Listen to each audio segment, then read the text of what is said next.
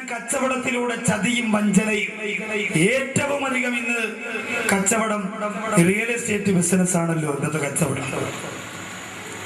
അള്ളാന്റെ പള്ളികളിൽ ജോലി ചെയ്യുന്ന ഉസ്താദുമാര് വരെ 3000-4000 രൂപ ശമ്പളം വാങ്ങി വീട്ടിൽ ചെല്ലുമ്പോ ഭാര്യ പറയും, നിങ്ങൾക്ക് ഈ റിയൽ ബിസിനസ് തുടങ്ങിക്കൂടെ? ഉടനെ മുസ്ലിയാർ പറയും, അതെന്തോടെ ബിസിനസ്?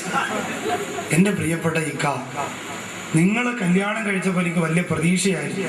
നിങ്ങൾ പെണ്ണ് കാണാൻ വന്നപ്പോൾ പറയട്ടെ, ജന്നാത്തുൽ ഫിർദൗസിന്റെ അത്തറിന്റെ മണം ഉണ്ടല്ലോ, ഇപ്പോഴും എന്റെ മൂക്കിന്ന് പോയിട്ടില്ല. പക്ഷെ ആ മണം മാത്രമേ ഉള്ളൂ, ഗുണമൊന്നുമില്ല. അതുകൊണ്ട് നിങ്ങൾ ഈ പള്ളിയുടെ 3000 രൂപ കൊണ്ടിരുന്ന കാര്യം നടക്കൂല. നമുക്ക് പായലേ വിടാ, പൂപ്പലേ വിടാ, പെയിന്റ് അടിക്കണ്ടേ, മോളെ കെട്ടിക്കണ്ടേ. അപ്പുറത്തെ സൈനബാര മോക്ക് കൊടുത്തത് 101 പവന. എനിക്കൊന്നുമില്ലല്ലോ, അതുകൊണ്ട് എനിക്കും അത് കൊടുക്കണം. നിങ്ങൾക്ക് റിയൽ തുടങ്ങിക്കൂടെ? ഭാര്യ അത് പറയുമ്പോ പാവപ്പെട്ട മുസ്ലിയാർ വിചാരിക്കും, ശരിയാ, ഒരു കച്ചവടം നടന്നാൽ കിട്ടുന്ന ലാഭം എത്ര? 10, 15, 20, 30 ലക്ഷം. ഇതൊക്കെ താത്ത കണക്ക് കൂട്ടി വെച്ചിട്ട് പറഞ്ഞു കൊടുത്തു. മുസ്ലിയാർ അങ്ങനെ വലിയ തകടും കൂടെ കൊണ്ട് 1 ഏക്കർ പേരിടത്തി കൊണ്ട് കുഴിച്ചിട്ട് മുതലാളിയെ കമത്തി ഫസ്റ്റ് കച്ചവടം അങ്ങ് നടത്തി. സുബ്ഹാനല്ലാഹ്.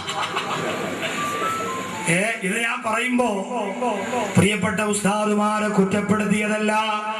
അവർക്കും വേണ്ടേ പ്രിയപ്പെട്ടവരെ നല്ലൊരു ജീവിതം, മഴ പെയ്താൽ വെള്ളമകത്ത് വീഴാത്ത നല്ലൊരു വീട് അവർക്ക് വേണ്ടേ.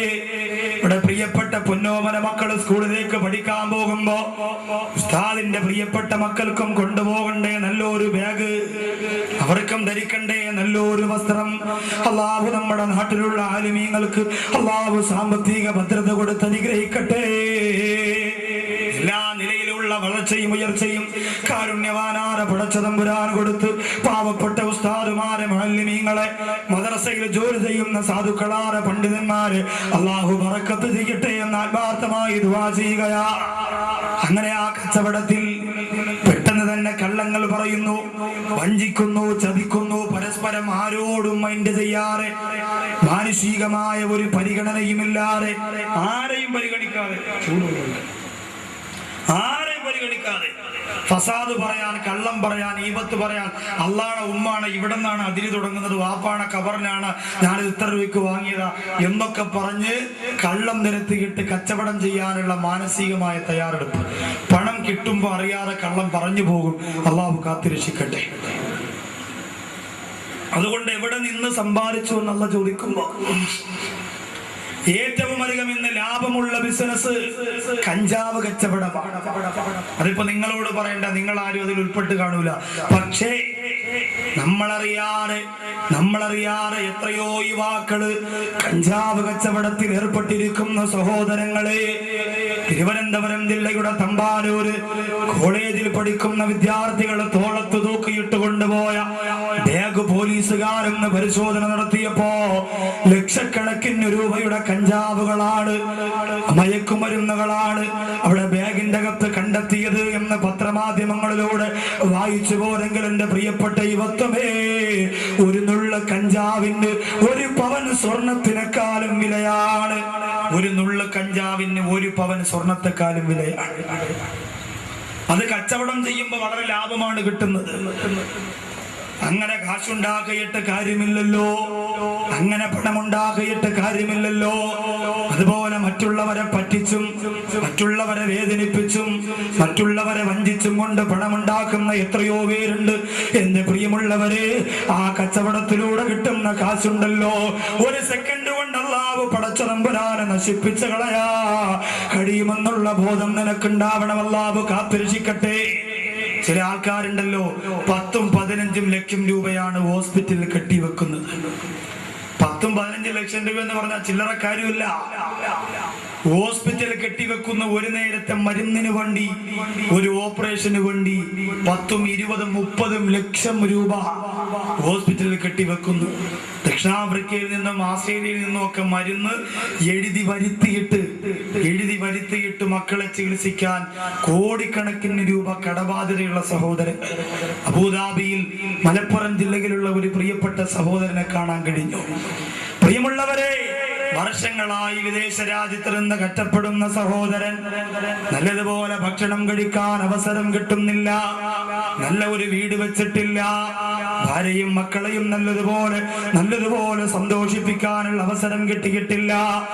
ക്യാൻസർ ബാധിച്ച് ചികിത്സയിൽ കഴിയുന്ന പ്രിയപ്പെട്ട ഉപ്പാക്ക് വേണ്ടിയിട്ട് ലക്ഷക്കണക്കായ രൂപ ചിലവഴിച്ചു കൊണ്ടിരിക്കുന്ന സഹോദരനാ. അവസാനം ആ സഹോദരൻ പറയുന്നു, ഉസ്താദേ, എന്റെ ഭാര്യ കരഞ്ഞാലും എന്റെ മക്കള് കരഞ്ഞാലും എനിക്ക് സങ്കടമില്ല. അവസാന സമയം വരെ എന്റെ ഉപ്പാക്ക് ക്യാൻസർ ആയതുകൊണ്ട് എന്റെ സമ്പാദ്യം മുഴുവനും എന്റെ പ്രിയപ്പെട്ട ഉപ്പാക്ക് കൊടുക്കണമെന്ന തീരുമാനത്തിലാണ്. കുറച്ചുകൂടി കസേരനോട് നീക്കണം. എല്ലാരും ഒന്നുകൂടി ഒന്ന് ഫ്രണ്ടിലോട്ട് നീങ്ങാം, അല്പം കൂടി വേഗമാവട്ടെ. ഇനി ഫ്രണ്ടിൽ നീങ്ങുമ്പോൾ ഏറ്റവും പുറകിലും നീങ്ങണം. മോഷണം നമ്മുടെ ചെറുപ്പക്കാർ കണ്ടെത്തിയിരിക്കുന്ന തൊഴിൽ. അടുത്ത സമയത്ത് പത്രത്തിലൂടെ കണ്ടില്ലേ, ATM കവർച്ച. 5 ചെറുപ്പക്കാരുടെ ഫോട്ടോ പത്രത്തിൽ കൊടുത്തിരുന്നു. മസിൽ കാരണം ബനിയനൊക്കെ പൊട്ടിപ്പോയി ചെയ്തമാര്. ഇതൊക്കെ ഇങ്ങനെ. എന്നിട്ട് എന്താ പ്രശ്നം? അവരോട് ചോദിച്ചു അത്രേ, ATM കവർച്ച നടത്താൻ നിങ്ങളെ പ്രേരിപ്പിച്ച കാര്യം എന്താ? അവര് പറഞ്ഞു, പണിയെടുക്കാനുള്ള മടിയാണ്, ജോലി ചെയ്യാൻ വയ്യ, അതുകൊണ്ട് ഇതാവുമ്പോ കുഴപ്പമില്ല, ആൾക്കാരിട്ടിരിക്കുന്ന കാശ്, ഒരുപാട് കാശ്. മാല വലിച്ചു പൊട്ടിക്കൽ. അതുപോലെ എന്റെ പ്രിയമുള്ളവരെ, പാതിരാ സമയങ്ങളിൽ കണ്ടില്ലേ ജ്വല്ലറികളുടെ 40 പവനും 50 പവനുമെല്ലാം രാത്രി സമയത്ത് ഭൂമി തുറന്ന് മോട്ടിച്ചു കൊണ്ടുപോകുന്ന പ്രത്യേകമായ കാലഘട്ടമാണ്. അല്ലാഹു ക്കട്ടെ. സഹോദരിമാരൊക്കെ ഉണ്ടല്ലോ, സഹോദരിമാര് വാദക്കാരുണ്ടോ? ഇവിടെ ഈ ഭാഗത്തുണ്ടല്ലേ. ഈ സഹോദരിമാരൊക്കെ ഇപ്പൊ AMSന്റെ പരിപാടി എത്ര വർഷം കൊണ്ട് നടക്കുന്നു? എത്ര സഹോദരിമാര് സ്വർണം കൊടുത്തിട്ടുണ്ടെന്ന് ചോദിച്ചാൽ വളരെ കുറച്ചായിരിക്കും. എന്നാലും അൽഹംദുലില്ലാഹ് മാന്യമായി 3, 4, 5 പെൺമക്കൾക്ക് എല്ലാ ചിലവും ഒരു 10 പവൻ സ്വർണമെങ്കിലും അവർക്ക് വേണ്ടി. ഇതൊരു സ്ത്രീധനത്തെ പ്രോത്സാഹിപ്പിക്കുന്നതാണ് എന്ന് നിങ്ങൾ ഒരിക്കലും പറയരുത്. അങ്ങനെ പറയും. കാരണം എന്തെന്നറിയോ? ഇത് സ്ത്രീധനത്തെ പ്രോത്സാഹിപ്പിക്കലല്ല. ഒരു നിവർത്തിയുമില്ലാത്ത ഒരു പെൺകുട്ടിക്ക് തന്റെ വീടിന്റെ അപ്പുറത്തെ സമ്പന്നയായ വീട്ടിലെ ഉമ്മയുടെ മോളെ കല്യാണം കഴിപ്പിച്ച് വിട്ടതുപോലെ അതുപോലെ ഒരു അവസരം നാട്ടിലുള്ള യുവാക്കളുടെ ഒത്തൊരുമ കൊണ്ട് കിട്ടുകയാണ്. സ്ത്രീധനത്തെ പ്രോത്സാഹിപ്പിക്കലല്ലത്, സ്ത്രീധനം കൊടുക്കലല്ലത്. അങ്ങനെ നിങ്ങൾ കരുതരുത്, ഒരിക്കലും അതല്ല. സ്ത്രീധനം എന്ന് പറയുന്നത് പാവപ്പെട്ടവർ തമ്മിലുള്ള ഇടപാടല്ല. അത് കുറച്ചുകൂടി മുകളിലോട്ട് പോകുമ്പോൾ നമുക്ക് കാണാം. അല്ലാഹു തആല മോശമായ കുടുംബ ബന്ധങ്ങളെ തൊട്ട് നമ്മെ കാത്തിരക്ഷിക്കട്ടെ. പ്രിയമുള്ള സഹോദരങ്ങളെ, എങ്ങനെ മോഷണത്തിലൂടെ, വഞ്ചനയിലൂടെ, ചതിയിലൂടെ സഹോദരിമാരെല്ലാ കയ്യിലും കഴുത്തിലും കാതിലും ഒരുപാട് ആഭരണങ്ങൾ ഇട്ടുകൊണ്ട് റോഡിലൂടെ പോകുമ്പോ ബൈക്കിൽ വരുന്ന 3 ചെറുപ്പക്കാര് സഹോദരിമാരുടെ നെഞ്ചത്തടിച്ചുകൊണ്ട് 10.5 പവന്റെ മാല പൊട്ടിച്ചു കൊണ്ടുപോകുന്നു. അവര് പറയുന്നു, എത്ര വലിയ ചെറുപ്പക്കാര് വന്ന് വലിച്ചാലും പൊട്ടാത്ത കനമുള്ള മാലയാ അച്ഛ വാങ്ങിത്തന്ന. ഈ മാല പൊട്ടാൻ കള്ളന്മാരുടെ കയ്യിൽ ഒരു മരുന്ന് തേച്ചാൽ മതി, അവര് പിടിക്കുമ്പോ അത് പൊട്ടിക്കോളും. അതാ പരിപാടി. അല്ലാതെ കള്ളന്മാര് ചുമ്മാ അല്ല കള്ളന്മാര്, അത് ജോലിയുണ്ട്. മാലയിൽ ഇങ്ങനെ പിടിക്കുമ്പോ അത് പൊട്ടുന്നതിനുള്ള പരിപാടി അവർക്കറിയാം. നിങ്ങൾ പരസ്പരം ഭാര്യയും ഭർത്താവ് അടികൂടുമ്പോ എത്ര വലിച്ചു പിടിച്ചാലും ചിലപ്പോ മാല പൊട്ടൂല. പക്ഷേ കള്ളന്മാർക്ക് അതിനുള്ള പാഠവുമുണ്ട്, അത് അവർക്കറിയാം. എന്നാലും കൊടുക്കൂല. ഇപ്പൊ മടത്തറ ഭാഗത്തൊരു പ്രിയപ്പെട്ട ഉമ്മാടെ കാതിലെ കമ്മലുണ്ടല്ലോ, ഇവിടം മുതൽ ഇവിടം വരെ ഇങ്ങനെ കൊരുത്ത് എന്താ അലിക്കത്ത് എന്നാണ് എന്റെ പേര്. എത്ര തവണ ഞാൻ ഇവിടെ വധു പറയാൻ പോയതാ. ഒരു റൗണ്ടെങ്കിലും ഊരി കൊടുത്തുവിടായിരുന്നു പള്ളിയുടെ അവധ് കെട്ടാനൊക്കെ. കൊടുക്കൂല. അവസാനം 3 പേര് ബൈക്കിൽ വന്നിട്ട്, ഈ 3 പേര് ബൈക്ക് വരുമ്പോഴേ നോക്കണം, പ്രശ്നമാണ്. കാരണം അമ്മ എന്തെന്നറിയോ, 3 പേര് വരണത് അബദ്ധത്തിൽ 1-2 പേര് അവിടെ ആയിപ്പോയാലും ബൈക്കും കൊണ്ട് ഒരാൾക്ക് രക്ഷപ്പെടാൻ അതിന് വേണ്ടിയിട്ടാ. 3 പേരെ വരോളൂ മോട്ടിക്കാൻ. അങ്ങനെ വന്നപ്പോ ഉമ്മാമാരടുത്ത് വെച്ചു, ഉമ്മാമ ഈ കൊല്ലായി പോകാനുള്ള വഴി അങ്ങോട്ടാ. മാമ പറഞ്ഞു, എന്തു മക്കളെ? അപ്പൊ ബാക്കിരിക്കണം പറഞ്ഞു, അങ്ങനെ തന്നെ പിടിച്ചോ മാമ, എളുപ്പമുണ്ട്. മാമ അങ്ങനെ കൈ വെച്ചിട്ട്, മക്കളെ എവിടെ പോവാനാടാ? ബാക്കിൽ നിന്ന് പറഞ്ഞു, അങ്ങനെ ഇരിക്കട്ടെ മാമ, അങ്ങനെ ഇരിക്കട്ടെ. കാതോടുകൂടി കണ്ടിച്ച് കൊടുത്ത് ഒറ്റ പോക്ക. കാരണം ഇത് പെട്ടെന്ന് ഊരിയെടുക്കാൻ പറ്റുന്ന സാധനമല്ല, അലിക്കത്ത്. കാതോടുകൂടി കൊണ്ടുപോയി. പ്രിയമുള്ളവരെ, ആലോചിക്കണം. നമ്മൾ എത്രയോ എളുപ്പമുള്ള മാർഗത്തിലൂടെ പണം സമ്പാദിക്കുന്നവരുണ്ട്. പ്രിയപ്പെട്ട ചെറുപ്പക്കാരൊക്കെ ചിന്തിക്കുന്നത് എന്തെന്നറിയോ? വീട് വെക്കുന്നില്ലടാ, വെക്കണം സാറേ, വിസ ശരിയായിക്കൊണ്ടിരിക്കുക. പെണ്ണ് കിട്ടുന്നില്ലടാ, പെട്ടെന്ന് സാറേ പാസ്പോർട്ട് എടുത്തിട്ടുണ്ട്. പെണ്ണ് കിട്ടണതിന് പാസ്പോർട്ട് എന്തിനാ, വീട് വെക്കണതിന് വിസ എന്തിനാ? ഇവന്റെ ധാരണ എന്താണെന്നറിയോ? മറ്റോ വീട് വെച്ചത് ദുബായി പോയിട്ട് വന്നപ്പോഴാ. അപ്പൊ അതുകൊണ്ട് എനിക്കും അവിടെ പോണം, ചെന്ന് ഇറങ്ങി കൊടുത്താൽ മതി. ചെന്നിറങ്ങാത്ത താമസമേ ഉള്ളൂ. പ്രിയമുള്ളവരെ, ഒരു 10 ദിവസം UAE-യുടെ 1-2 സ്ഥലങ്ങളിൽ ഒരു പരിപാടിയും സുഹൃത്തുക്കളുമായിട്ടുള്ള 1-2 യാത്രയും ചെയ്തപ്പോൾ കണ്ടു. പ്രിയമുള്ളവരെ, 40 പേർക്ക് കുളിക്കാൻ 1 കിണറും 1 ബാത്റൂമുമുള്ള ക്യാമ്പുകൾ കണ്ടു. സഹോദരിമാര് പറയുന്നത് എന്താ? എന്റെ ഇക്കാങ്ങ് ദുബായിൽ അറബിയിലെ അറബി ഭക്ഷണം കഴിച്ചാൽ ഇക്കാക്കും കൊടുക്കും, അറബി കുപ്പായം വാങ്ങിച്ചാൽ ഇക്കാക്കും, അറബി പെണ്ണ് കെട്ടിയാൽ ഇക്കാക്കൂടെ കെട്ടിച്ചു കൊടുക്കും എന്ന് പറയാത്ത വാർത്ത. എല്ലാം ഗൾഫുകാരന്റെ ഭാര്യയാണെന്നുള്ള അഹങ്കാരത്തോടെ ഹൈഹീലിന്റെ ചെരിപ്പിട്ടുകൊണ്ട് മുടി സൈറ്റ് ചെയ്തുകൊണ്ട്, പ്രിയമുള്ള സഹോദരിമാരെ, ശരീരത്തിന്റെ പവർ പുറത്ത് കാണിച്ചുകൊണ്ട് കല്യാണ വീടുകൾ നിരങ്ങിത്തിമിർക്കുന്ന പ്രിയപ്പെട്ട പെങ്ങളെ, വിദേശ രാജ്യത്ത് കഷ്ടപ്പെടുന്ന നൂറുകണക്കാര ചെറുപ്പക്കാരന്റെ കണ്ണീരിൽ കുതിർത്ത ചരിത്രം നിങ്ങൾക്കറിഞ്ഞാൽ, ഗൾഫുകാരന്റെ ഒരു ഭാര്യ പോലും പിന്നെ സീരിയൽ കാണാ മനസ്സ് വെക്കൂല, അനാവശ്യമായ അന്യപുരുഷന്മാരുമായി ഫോണിലൂടെ സംസാരിക്കൂല, മോശമായ ശരീരം പ്രകടിപ്പിച്ചുകൊണ്ട് നടക്കൂല. അത്രയ്ക്ക് സങ്കടമാണ് പെങ്ങളെ വിദേശ രാജ്യത്ത് കഴിയുന്ന പല സഹോദരങ്ങളും അനുഭവിച്ചു കൊണ്ടിരിക്കുന്നത്. ചില ആൾക്കാരൊക്കെ സുഖിക്കുന്നുണ്ട്, രസിക്കുന്നുണ്ട്. അവർ അള്ളാഹുവിനെ തീരെ പേടിക്കാത്തവരുമുണ്ട്. അള്ളാഹു നമ്മുടെ നാട്ടിൽ നിന്ന് ഗൾഫിൽ കഴിയുന്ന പാവപ്പെട്ട സഹോദരങ്ങൾക്ക് എല്ലാ നിലയിലുള്ള വളർച്ചയും കൊടുക്കട്ടെ. ഒരു സഹോദരന്റെ ബേക്കറി ഉദ്ഘാടനത്തിന് പോയി. പേരെന്താ? അബ്ദുൽ മലിക്കുൽ ഗഫൂർ. ബേക്കറിയുടെ പേര് രുചി ബേക്കറി, തണൽ ബേക്കറി എന്നൊക്കെ കേട്ടിട്ട് ഞാൻ ചോദിച്ചു, എന്താ ഈ പേരിടാനുള്ള കാരണം? പാപ്പാടെ പേരാണ്. കൊള്ളാം, പാപ്പാടെ പേരിട്ട പപ്സൊക്കെ നിന്ന് കത്തു സാധന, അത്രയ്ക്ക് മണക്കത്ത വാപ്പ. പിന്നെ ഇത് ആരുടെ പേരാണ്? ഇത് ദുബായിലുള്ള എൻ്റെ ഒരു അറബിയുടെ പേരാണ്.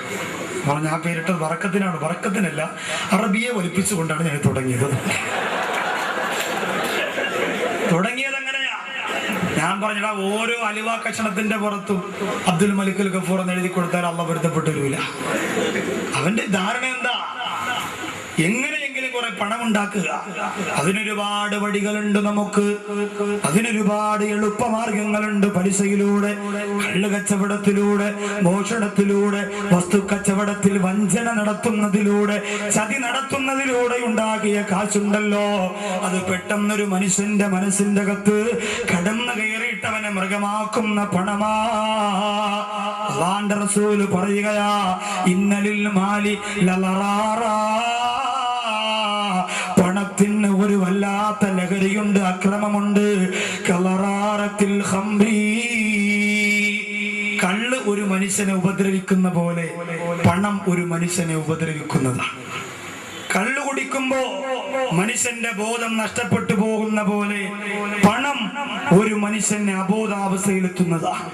ചില ആൾക്കാർക്ക് പണം വന്നു കഴിഞ്ഞാൽ പിന്നെ കണ്ണ് കണ്ടുകൂടാന്ന് പറയാനായിട്ട്, ഓ അവളെ ഭർത്താവ് ഗൾഫിൽ നിന്ന് വന്നാ പിന്നെ കണ്ണ് തുറക്കൂല എന്ന് പറഞ്ഞാൽ എന്താ? കൊണ്ടുവന്ന പെട്ടിയിലെ സാധനങ്ങൾ തീരുന്നത് വരെ താത്താക്ക് പിന്നെ അയൽവാസികളുമായി യാതൊരുവിധ ബന്ധവും ഒരു ബന്ധവുമില്ല, സ്വന്തം കാര്യം. അതുവരെ അയൽവാസികളുമായി നല്ല ബന്ധം, സ്നേഹം, സൗഹൃദം എല്ലാം ഉണ്ട്. കാശുണ്ടാകുമ്പോ കണ്ണു തുറക്കാത്ത ഒരുപാട് പേരില്ലേ? പ്രിയമുള്ളവരെ, പെട്ടെന്ന് അല്ലാഹു കാശു തരും. എന്തിനെന്നറിയുമോ? അതൊരു പരീക്ഷണമാണ്. കാരുണ്യവാനാര പടച്ചതമ്പുരാ ഓരോ പരീക്ഷണങ്ങൾ ഈ സമുദായത്തിലെ സഹോദരങ്ങൾക്ക് അല്ലാഹു തരുമ്പോ, പണം തന്നുകൊണ്ട് കാരുണ്യവാനാര പടച്ചതമ്പുരാ പരീക്ഷിക്കുമ്പോ, കള്ളൊരു മനുഷ്യന്റെ ശരീരത്തെ ഉപദ്രവിക്കുന്ന പോലെ പണം ഒരു മനുഷ്യനെ ഉപദ്രവിക്കുന്നതാ. അൽഹാക്കുമുത്ത കാസുറു ഹത്താ സുറുത്തുമുൽ മഖാബിർ. മഖാബിർ. പണത്തിന് വേണ്ടിയുള്ള മനുഷ്യന്റെ ആർത്തിയുണ്ടല്ലോ. വാപ്പയെ കൊന്നാലും ഉമ്മയെ കൊന്നാലും പെങ്ങളെ കൊന്നാലും കൂടപ്പറപ്പിന്റെ കഴുത്തറുത്താലും എനിക്ക് നോട്ട് കെട്ട് മതിയെന്ന് പറഞ്ഞുകൊണ്ട് പേപിടിച്ച നായകളെ പോലെ പണത്തിന്റെ പിന്നാലെ പരക്കം പായുന്ന ഈ കാലഘട്ടത്തിലെ സമ്പന്ന വർഗത്തിന് വേണ്ടി ആഗ്രഹിക്കുന്ന സമുദായത്തിലെ സഹോദരങ്ങൾ പഠിച്ചോ, ആർത്തി തീരുന്നത് എപ്പോഴാ? ഹത്താ സുർത്തുമുൽ മഖാബിർ, ഖബറുകളെ സന്ദർശിക്കുന്നത് വരെയാണ്. അവിടെ പോയാൽ പിന്നെ പണം വേണമെന്നും അവിടെ എത്തുന്നത് വരെ